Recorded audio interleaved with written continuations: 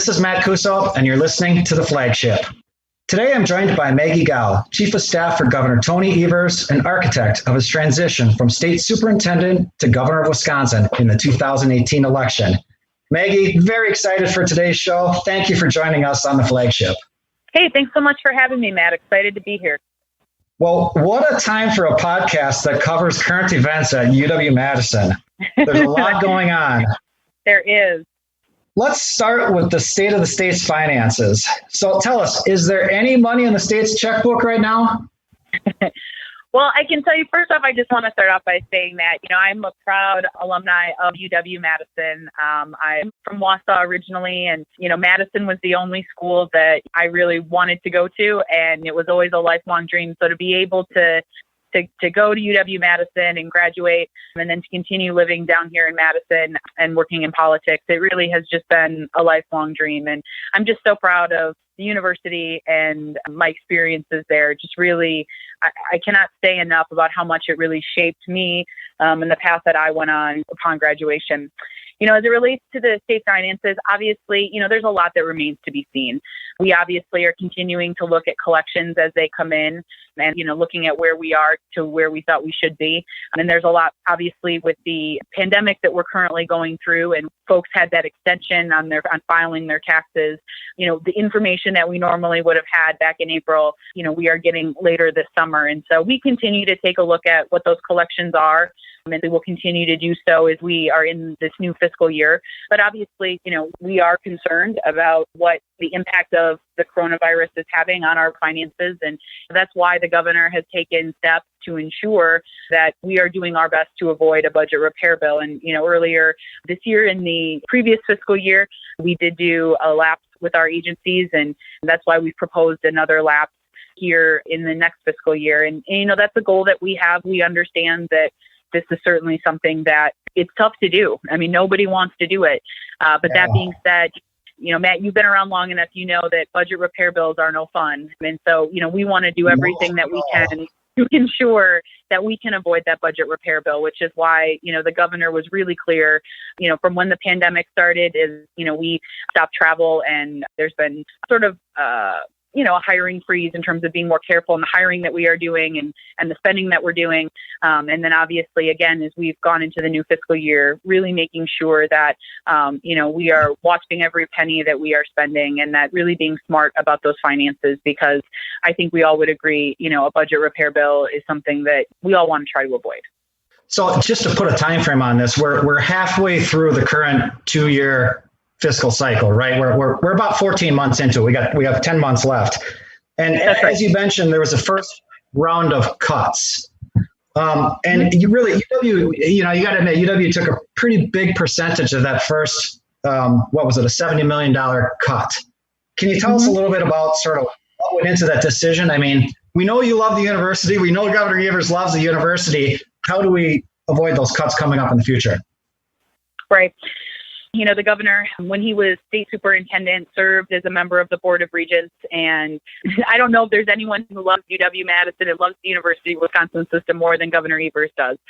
And that is something that was clearly evident in our last budget, with a number of the priorities that we set out in terms of, providing over $150 million in our budget proposal last year for UW system, while also, continuing an undergraduate tuition freeze to keep higher education available and affordable for Wisconsin students. And, we made a number of investments. One of the things in that budget, we were really proud of was the fact that, we invested over $17.3 million for need-based Wisconsin grants. And, that proposal surpassed the sum of all increases provided in those programs over the previous biennia by over $2 million. And so, that is something we came up strong in our budget, after years of draconian cuts by Governor Walker and by the Republican legislature. This governor made sure that higher education was a priority. And so that was clearly reflected in our budget proposal that we put out last year. And it's something that, continues to be true in everything that we do, from working to provide additional resources during these COVID times to the work that we continue to do in preparing for the next budget. And I would say, that number is obviously something that, UW system is receives a significant amount of GPR dollars. And, when we look at operational, we looked at what the share for agencies were in terms of, their GPR operations budgets, that, that was where we came with that number. We actually worked with UW to get that number lower and worked with them based on some of the other funds that, they did or did not have. And we really tried to work with them to get to a place of yes, but understanding, these are really tough times and everyone is going to have to pitch in together here if we're going to get across the finish line and hopefully avoid a budget repair bill. So word is out that there's another round of cuts coming. When do you expect news to be released on that second round? Yeah. So we are currently working with agencies to talk about what those cuts look like. I mean, I think compared to, where we were with the first round of lapses, those lapses, were at the end of the fiscal year and were something we wanted to do immediately to make sure we were in the best position possible fiscally for, last fiscal year. And as we are in, the current fiscal year, we are working with agencies and talking about what that number is. And, I can tell you that we took a lot of the feedback that we got back from UW system and, use that in terms of, talking with them about, an additional cut. And so that the proportion that you saw in the first round of lapses is not the same as what it is of what we're talking about with them. But we also recognize that we want this to be a process where we're working with all of our agencies. And so we continue to have conversations with them about what that number is and hopefully getting to a place that, no one likes it, but hopefully getting to a place that we all can get to a place of yes on. So in the meantime, now President Tommy Thompson, I guess is what we call him. He's requested sort of a $1 billion credit to get through some of these added expenses of COVID-19. It received a pretty lukewarm response from the legislature, I'll say. What are your thoughts on that request? Right. Well, we've talked with Governor Thompson about that proposal, and certainly is something we're interested in seeing more about. Obviously, as you know, Matt, it comes down to what the actual language is in that bill and what that looks like. But certainly, we understand the tremendous pressure that the university system is under right now, and what sort of compares and contrasts them with other university systems across this country. I mean, at the end of the day, the fact remains is that it has been over 100 days since this legislature has been in to do any sort of work. We have a global pandemic going on. We have social unrest that's going on as it relates to diversity and equity in the state. And the legislature has chosen to go home and not do the work. And so, we are in a place right now that, we're here, we're doing the work, we're ready to go. And if they, would come back, we would love to work with the legislature on what language around that potentially could look like. But as you know, the devil is always in the details. It sure is. Well, Representative Murphy shared with us on an earlier podcast that he has a proposal for $500 million in credit in his back pocket. So he publicly said that. I don't feel like I'm revealing anything online here. So Maggie, in the last week or so, President Thompson also came out with his first budget proposal as a new president for UW system, and it was passed by the Board of Regents. What's your reaction to that? I mean, he's asking for $96 million in GPR in the middle of the worst crisis our country's seen. What are your thoughts? Yeah, well, I mean, I think, we have been working closely with Governor Thompson and, him and the governor has shared what some of his goals are for higher education moving forward and has made no, sort of secret about what those are. And, I think that there are a number of provisions that are within the budget proposal that Governor Thompson has put forward. One of the things that is absolutely a top priority for this governor is criminal justice reform. It's something that he feels really strongly about. And, him and the governor actually, prior to his current role, we're working together on and talking a lot about. And so, again, the devil is always in the details, and we look forward to learning more from UW system. But some of these proposals that work to address some of the inequity we have in our state is certainly something that, we're supportive of, we were glad to see, and we want to learn more about. The other thing I would say is that obviously, affordability for our schools continues to, I was a first generation student. I was the first, neither of my parents graduated from college. My dad, I think, made it a semester and that was it. So for families like ours, having pathways for kids from Wisconsin to be able to continue to pursue their dreams at our UW schools is something that's really important.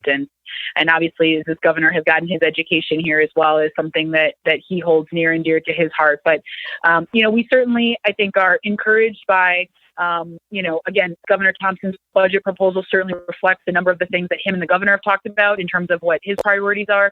And so we were happy to see that many of those were addressed within that proposal. But as I said, the devil is in the details, and there's a lot of work between now and, the beginning of next year when that budget proposal will come out. And so, we look forward to having additional conversations with UW System about what could be in that budget bill and what these programs could potentially look like. And obviously we'll weigh that against, what our financial situation truly ends up being as we learn more information. But I mean, there's no surprise, and I know you know this, Matt, that, higher education in the University of Wisconsin system, and particularly UW-Madison, it is an economic engine in this state like none other. I mean, I think it really, whether it's the research that they do, whether it's the work that they do, with our farmers to help work with them to make sure that they, are using best practices to make sure their water is clean and that they're growing the biggest and the best products possible. That is something that, we're incredibly proud of the work that they do.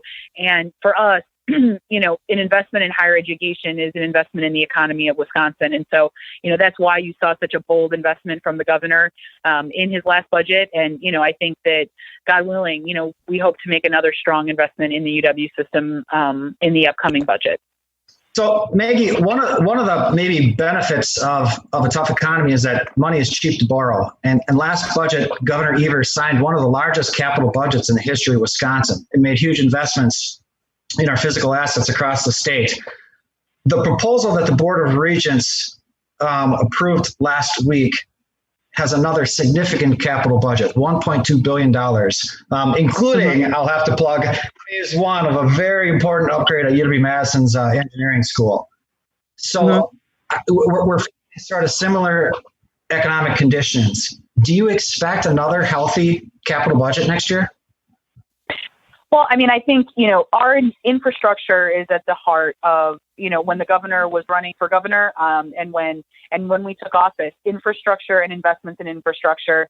I mean, you're investing in Wisconsin jobs, you're saving money, actually, in many of the projects that we proposed and that finally got passed through the legislature were projects that actually in the long term end up, really cutting down and saving, making updates and upgrades that we need to make as a state to our facilities. And so that is something that, we were incredibly proud of that budget and what we were able to get, not only in terms of what we introduced. And as you know, Matt, you don't always get everything that you ask for. And we certainly did. And we also, I think, Mark, the longest building commission hearing that I think that I've heard of to date over our capital budget that we had put out last year. But I would say that, infrastructure will continue to be an absolutely critical component of our budget moving forward. And obviously, we'll be reviewing the requests as they come in. And, as the economy is down, obviously making investments in infrastructure, again, those are jobs, that is money in our local economies, that is money that obviously helps ensure that our UW system continues to be the crown jewel that it is, and that it has facilities where we can continue to recruit and draw national and international talent here, and obviously from within the state as well. But infrastructure has been and will continue to be, a pillar of the Evers administration. And it's hard to say right now what the final number will be. And I don't know if it'll be as big as the last one, but I can say that investments in infrastructure in our buildings, and it's not just new buildings. I think that that's something that, folks sort of forget about.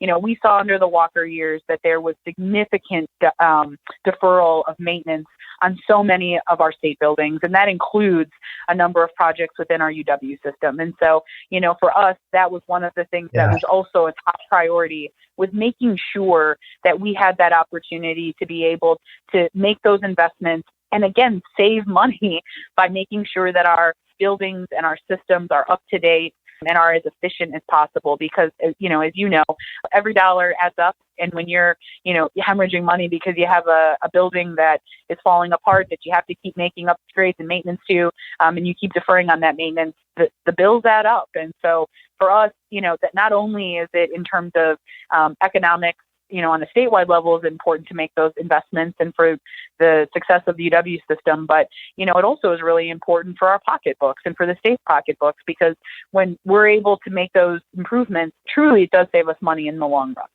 Yeah, there was quite a bubble building with deferred maintenance on UW-Madison and other campuses. So it's It's not the easiest thing to drum up public support for, but as you mentioned, it's well worth it. Absolutely. Well, it sounds like some intense things are going to happen the next few months on the capital budget. Keep our world-class engineering school in mind. Absolutely. They got a great program over there. And I will say about that is, one of the things I'm a big fan of the UW marching band, as I think probably every alumnus is. And we go to the band concert every year, and always enjoyed seeing, Professor Mike LaCrone and his crew. They did a hell of a show. And, at the beginning, they would show, at some point in the show, what the breakdown is of the kids that are in the marching band and what their majors are. And my jaw literally dropped when I saw the number of kids from our engineering programs that are active in UW band. And I just think that it really is a testament to the incredible kids that we have at our university system. But I think it's something that often is underappreciated is, it's not just kids who are majoring in music or majoring in theater. I mean, it really does draw in kids from all over. And I think engineering was actually one of the larger majors in terms of kids that are in the band program. So a little deviation there, but I thought it was something that was always super fascinating and, again, speaks to the quality of the kids that we have here at our institution. It's a story that's not told enough. So before we leave this capital budget, I have to ask you about bonding authority. The previous president, Ray Cross, made a strong case for UW's system, receiving bonding authority, getting its own credit rating, being able to manage and construct projects that are paid for with campus revenues. What's the governor's position on giving that authority to UW system? I would say for right now, Matt, our number one priority has been on making sure, there were a number of things that within the capital budget program that, we've been since day one working really hard with our friends over at the Department of Administration to make a number of improvements. And one of the things that we saw is that there really needed to be an increase in communication between the administration, the Department of Administration, and the UW system. And so one of the things that we've spent a lot of time with, especially with Chancellor Blank and UW-Madison, is really working to open those lines of communication and to really ensure that we are hitting these projects and we are being efficient at how we are doing these projects and ensuring that they are getting through, meeting those deadlines. And there was really some areas that needed to have some significant improvement. And so for us, that's really been where our focus has been. And the governor and I have had a number of conversations about this. And, it's something that obviously has been discussed and talked about at the board for years. But I think for us, our number one priority was working to improve the current system that we have. And I think we've really made some important strides, and there's been some really important changes that have happened on both ends, but increasing that communication and ensuring that we can move these projects along and that they are on time and they are on budget. We've seen some really great success in that, and that's something that we're really proud of. So Maggie, unfortunately, I think it's time to pivot to the conversation of the day and COVID-19. I feel like this is overdone at times, but UW's system is cautiously moving forward and trying to resume classes. As you mentioned, Governor Evers was a long-term member of the Board of Regents as our state superintendent. What are his thoughts on that decision to hold any in-room classes? Right.